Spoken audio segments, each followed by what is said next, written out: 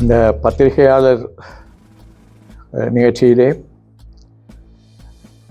எங்களுடைய பத்திரிகையாளர்கள் எங்களோடு இங்கே வந்திருந்து குறிப்பாக இந்த ஜனாதிபதி தேர்தல் தொடர்பாக நாங்கள் தமிழரசு கட்சியினுடைய நிலைப்பாடு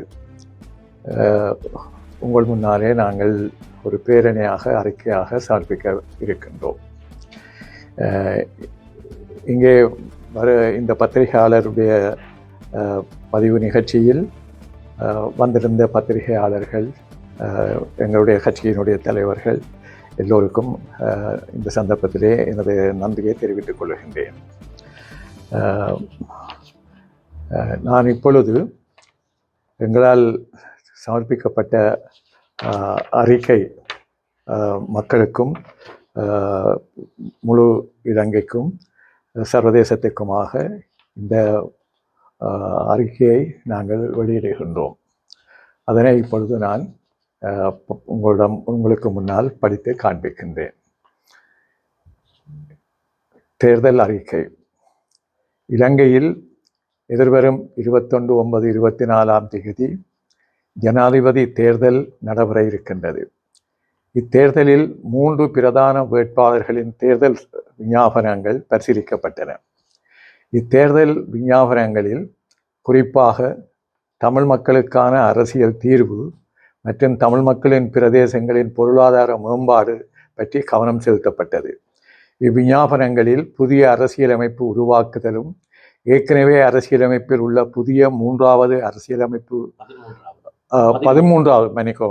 13வது அரசியலமைப்பு திருத்தத்தை முழுமையாக அமலாக்குவதும்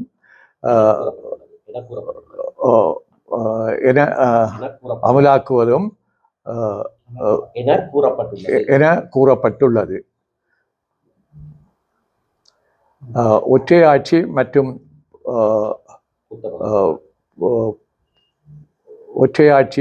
மற்றும் புத்த மதத்திற்கு முன்னுரிமை வழங்கப்பட்டுள்ளமை ஏற்றுக்கொள்ளப்பட முடியாதனவாகும்.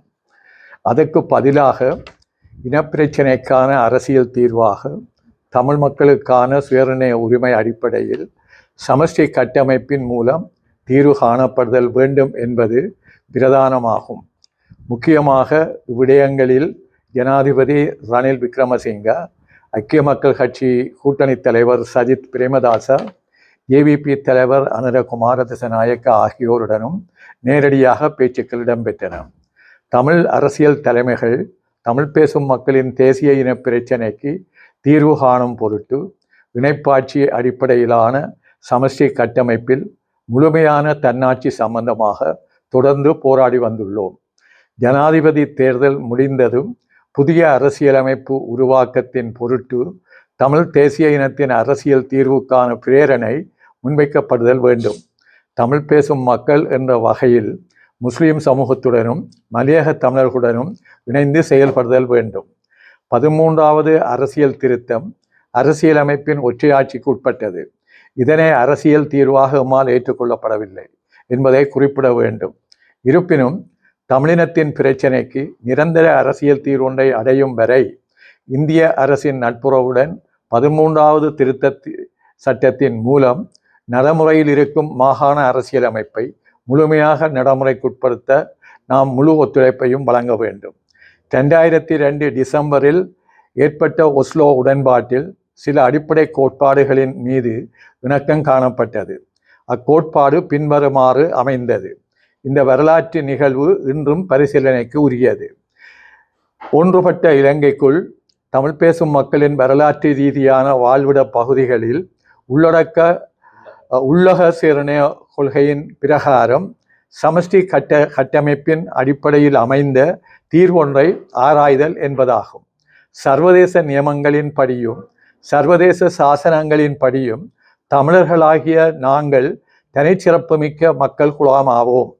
ஒரு மக்கள் குழாமான நாங்கள் பேரினவாதத்தின் பிடிக்கு ஆட்படாது கௌரவத்துடனும் சுயமரியாதையுடனும் சுதந்திரமாகவும் அச்சமின்றியும் நாட்டின் ஏனைய மக்களுடன் சமத்துவமுள்ள மக்களாக வாழ விரும்புகிறோம். 2015 இலங்கை வந்த பாரத பிரதமர் நரேந்திர மோடி அவர்கள் மார்ச் 13 இலங்கை பாராளுமன்றத்தில் உரையாற்றிய போது பின்வருமாறு கூறினார். எமது சமூகத்தில் உள்ள அனைத்து பாகங்களின் அபிலாஷைகளுக்கும் நாம் மதிப்பளிக்கும் போது எம் நாட்டின் ஒவ்வொரு பிரஜையின் சக்திகளையும் எமது நாடு உள்வாங்கிக் கொள்ளும். மாநிலங்கள், மாவட்டங்கள் மற்றும் கிராமங்களை இவ்வாறு வலுவூட்டும் பொழுது நாடு மென்மேலும் மேம்படும் கூட்டு சமஷ்டியில் நான் திறமான நம்பிக்கை கொண்டவன் என்பதையும் குறிப்பிட்டார். இறையாண்மை என்பது மக்களிடமே உண்டு, அரசிடம் அல்ல என்பதை நாம் வலியுறுத்துகின்றோம். ஜனாதிபதி தேர்தல் முடிந்த பின் எங்களால் சமர்ப்பிக்கப்படும் அரசியலமைப்புக்கான அறிக்கையில் குறிப்பிடப்படும் தமிழ் தேசிய இனத்திற்கான அரசியல் தீர்வை அடைவதற்கும் தமிழ் மக்கள் எதிர்நோக்கியுள்ள நெருக்கடிகளுக்கும் தீர்வுக்கான வெற்றி பெறும் ஜனாதிபதியுடனும் அரசுடனும் வேண்டிய பொருத்தமான நடவடிக்கைகளை எடுப்போம். தமிழ் தேச மக்கள் அரசியல் தீர்வை தீர்மானிப்பதிலும் அந்த இலட்சியத்தை அடைவதற்கு இடர்களோ முரண்பாடுகளோ ஏற்படாமல் நல்லெண்ணத்துடன் ஒற்றுமை உணர்வுடன் தேர்தலின் போதும் எதிர்காலத்திலும் ஒன்றாக நின்று உழைப்போம் என திடமான தீர்மானத்தை கொண்டிருக்கின்றோம். இந்த நோக்கத்தை நாடளாவிய ரீதியில் செயல்படுத்துவதற்கு என நாம் கடந்த காலத்தில் நடைபெற்ற ஜனாதிபதி தேர்தல்களில் எமது பெரும் பங்களிப்பை வழங்கியிருந்தோம். ஆனால் பெரும் ஏமாற்றங்களும் வெறுப்பும் வேதனைகளுமே எஞ்சியுள்ளன. இப்போதைய ஜனாதிபதி தேர்தல் தொடர்பாக எம்மால் பரிசீலிக்கப்பட்ட 3 பிரதான வேட்பாளர்களின் தேர்தல் விஞ்ஞாபனங்கள் எதுவும் எமது அடிப்படை அரசியல் கோரிக்கைகளை முழுமையாக உள்ளடக்கவில்லை என்பதை கருத்தில் கொள்கின்றோம். இந்த விஞ்ஞாபனங்களில் அடிப்படையில் எமது தாயகம், தேசியம், தன்னாட்சி, சுயநிர்ணயம் என்ற எமது அடிப்படை கோட்பாடுகளில் எந்தவித விட்டுக் கொடுப்பும் இல்லாத வகையில் ஐக்கிய மக்கள் கூட்டணி வேட்பாளர் சஜித் பிரேமதாசவின் விஞ்ஞாபனம் ஒப்பீட்டு ரீதியில் ஓரளவு திருப்தியாக காணப்படுகிறது. எனவே 2024 செப்டம்பர் 21 நடைபெற உள்ள ஜனாதிபதி தேர்தலின் வாக்களிப்பின் போது ஐக்கிய மக்கள் கூட்டணியின் வேட்பாளர் சஜித் பிரேமதாசா அவர்களை ஆதரிப்பது என்ற எமது கட்சியின் மத்திய குழு தீர்மானத்துக்கு அமைவாக வாக்காளர்கள் உரியவாறு தங்கள் வாக்கை அளிப்பதற்கு அவருக்கு வழங்க வேண்டும் என அன்புடன் கோருகின்றோம். இந்த அறிக்கை நாங்கள் இப்பொழுது உங்களுக்கு சொல்லுகின்ற பொழுது எங்கள் மக்களுடைய விடுதலை என்ற இலட்சியத்தை அடைவதற்காக நாங்கள் அனைவரும் தேர்தல் முடிந்ததற்கு பின்னரும் அல்லது இப்பொழுதும் எந்த முரண்பாடுகளுக்கும் இடமளிக்காமல் ஒற்றுமையுடன் நாங்கள் இப்பொழுது குறிப்பிட்ட விடயங்களை உள்வாங்கி நீங்கள் இந்த தேர்தலில் பங்கு கொள்ள வேண்டும் என்று எங்களுடைய மக்களை அன்போடு கேட்டுக்கொள்கின்றோம். நன்றி, வணக்கம். 6 பேரும் இதுக்கான ஒப்புதலை அளித்திருக்கிறார்களா அல்லது 5 பேர் தான்? 5 பேர். 5 பேர் தான். அவர் தன்னுடைய இணக்கப்பாடு இல்லை என்று சொல்லியிருக்கிறார். சரி, அவ்வளவு